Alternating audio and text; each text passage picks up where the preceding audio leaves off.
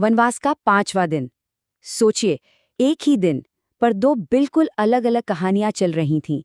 एक तरफ अयोध्या की राजधानी शोक और साजिश के गहरे अंधेरे में डूबी हुई थी, और दूसरी तरफ सैकड़ों मील दूर चित्रकूट के जंगलों में एक नई तपस्वी जैसी जिंदगी आकार ले रही थी। ये दो कहानियां, जो अभी तो अलग अलग लग रही थीं, बहुत जल्द एक भयानक मोड़ पर टकराने वाली थीं। तो दांव पे क्या लगा था? एक राजा जिनकी मृत्यु हो चुकी है, एक शहर जो पूरी तरह से खामोश है, और एक बेटा जो उस भयानक सच की तरफ दौड़ रहा है जो उसकी पूरी दुनिया को हिलाकर रख देगा। तो चलिए कहानी में और अंदर चलते हैं। देखिए, अयोध्या में एक ऐसी सिचुएशन पैदा हो गई थी जो पहले कभी नहीं हुई। एक राजा का देहांत हो चुका था, लेकिन उनके अंतिम संस्कार के लिए उनके बेटे ही मौजूद नहीं थे। राजा दशरथ के जाने के बाद अयोध्या मानो किसी गहरे सदमे में चली गई थी। हर नागरिक के चेहरे पर बस दुख और पीड़ा थी। महल के अंदर से सिर्फ और सिर्फ रोने चीखने की आवाजें आ रही थीं। माहौल इतना भारी था कि सांस लेना भी मुश्किल हो। अब क्योंकि राजा के चारों बेटों में से कोई भी वहां मौजूद नहीं था, तो महर्षि वशिष्ठ की सलाह पर एक बहुत ही, कह सकते हैं, असाधारण तरीका अपनाया गया। राजा दशरथ के पार्थिव शरीर को एक तेल ड्रोणी में रखा गया, मतलब एक खास मेडिकेटेड तेल से भरे टब में। और ये बात कितनी दिलचस्प है ना, कि रामायण के समय में भी शवों को संरक्षित करने की ये तकनीक मौजूद थी, ताकि अंतिम संस्कार सही समय पर सही तरीके से हो सके। तो एक तरफ अयोध्या में ये सब चल रहा था, और दूसरी तरफ बहुत दूर चित्रकूट में राम, सीता और लक्ष्मण की जिंदगी अब एक नई दिशा ले चुकी थी। वो पूरी तरह तपस्वियों की तरह जी रहे थे, वहां के वनवासियों से मिलजुल रहे थे। लेकिन इन सब से बेखबर एक बहुत ही अशुभ बुलावा कैकेयी देश में एक अनजान राजकुमार तक पहुंचने वाला था।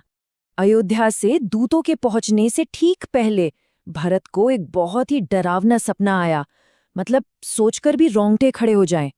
उन्होंने अपने पिता को बहुत ही बुरी हालत में देखा, पहाड़ से गिरते हुए, गाय के गोबर में तैरते हुए। इस सपने ने भरत को अंदर तक कंपा दिया था। उनके मन में एक अजीब सा डर बैठ गया था कि कुछ कुछ बहुत ही बुरा होने वाला है।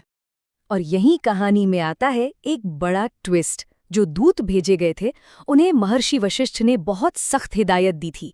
कहा था कि भरत को फौरन वापस लाना है, लेकिन अयोध्या में जो कुछ भी हुआ है उसकी भनक तक नहीं लगनी चाहिए, न राम के वनवास की और न ही राजा दशरथ की मृत्यु की।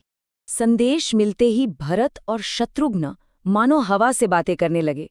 बिजली की रफ्तार से वो अयोध्या के लिए निकल पड़े, और जैसे जैसे अयोध्या नजदीक आ रही थी, उनका वो अनजाना डर और भी ज्यादा गहरा होता जा रहा था। लेकिन ये वो अयोध्या थी ही नहीं जिसे भरत जानते थे, जिसे वो छोड़कर गए थे। पहले जहां हर तरफ उत्सव था, शोर था, जिंदादिली थी, वहां अब मौत जैसा सन्नाटा पसरा था। सड़कें वीरान, बाजार खाली, शहर पर जैसे किसी ने खामोशी की चादर डाल दी हो। भरत के लिए ये सब देखना बहुत ही चौंकाने वाला था। और शहर के लोगों का बर्ताव तो और भी अजीब था। कोई उन्हें देखकर मुंह फेर लेता, तो कोई गुस्से से घूरता। उन्हें कुछ समझ ही नहीं आ रहा था। और फिर जब भरत अपने पिता के कमरे में पहुंचे, तो वो पूरी तरह से खाली था, वीरान। सोचिए, ये कितना डरावना रहा होगा। अब भरत के दिमाग में बस एक ही सवाल घूम रहा था, आखिर यहाँ हुआ क्या है? ऐसी कौन सी अनहोनी हो गई है? इसी डर और बेचैनी में वो जवाब ढूंढने के लिए अपनी माँ कैकेयी के कमरे की तरफ भागे। शायद वहीं कुछ पता चले। और बस यहीं पर कहानी अपने सबसे दर्दनाक मोड़ पर पहुंचती है। एक बेटा जो हताश होकर जवाब ढूंढने आया था, और एक माँ जो ऐसा सच बताने वाली थी जो उसके पैरों के नीचे से जमीन खींच लेने वाला था। कैकेयी ने एक एक करके भरत को 3 ऐसे झटके दिए जो किसी वज्रपात से कम नहीं थे। पहला, जब भरत ने अपनी माँ को एक विधवा के सादे कपड़ों में देखा। दूसरा झटका, जब कैकेयी ने बिल्कुल ठंडे अंदाज में उनके पिता की मौत की खबर दी। और तीसरा और सबसे भयानक झटका, जब उसने भरत को राजन यानी राजा कहकर पुकारा। कैकेयी के शब्दों में जरा भी भावना नहीं थी, कोई दुख नहीं था। उन्होंने जिस क्रूरता से अपने बेटे को उसके पिता की मृत्यु की सूचना दी, वो सच में दिल दहला देने वाला था। उन्होंने कहा, तुम्हारे पिता उस जगह पहुंच गए हैं जहां एक दिन हम सबको पहुंचना है।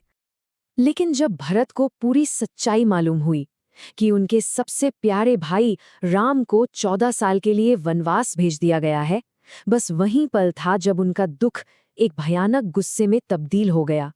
ये उनके लिए बर्दाश्त से बाहर था। भरत की जो प्रतिक्रिया थी वो बहुत ही शक्तिशाली थी। उन्होंने सिर्फ अपनी मां के किए का विरोध नहीं किया, बल्कि उसी पल एक ऐसा नैतिक स्टैंड लिया जो इतिहास में मिसाल बन गया। ये खबर सुनते ही भरत मानो टूटकर बिखर गए। वो जमीन पर गिर पड़े और एक बच्चे की तरह फूट फूट कर रोने लगे। उनका दुख इतना ज्यादा था कि उनका शरीर और मन दोनों ने जैसे साथ छोड़ दिया था। गुस्से और दुख में भरत ने अपनी ही मां को धिक्कारा। उन्होंने जो शब्द कहे वो बहुत कठोर थे। उन्होंने कैकेयी को कुल का नाश करने वाली एक राक्षसी तक कह दिया और उनकी इस पूरी साजिश को सिरे से खारिज कर दिया। और सबसे जरूरी बात, भरत ने उस सिंहासन को पूरी तरह से ठुकरा दिया जो उन्हें इस घिनौनी साजिश से मिला था। उन्होंने साफ साफ कह दिया कि वो इस सिंहासन पर कभी नहीं बैठेंगे, क्योंकि इस पर सिर्फ और सिर्फ राम का हक है। तो भरत ने सिंहासन ठुकरा दिया, अपनी मां की निंदा की और धर्म का एक ऐसा उदाहरण पेश किया जो आज भी दिया जाता है। लेकिन सवाल यह है कि अब भरत क्या करेंगे? अयोध्या का भविष्य क्या होगा? और उधर चित्रकूट के जंगलों में राम, सीता और लक्ष्मण का जीवन किस ओर जा रहा है? ये सारे सवाल इस महाकाव्य के अगले अध्याय की नींव रखते हैं।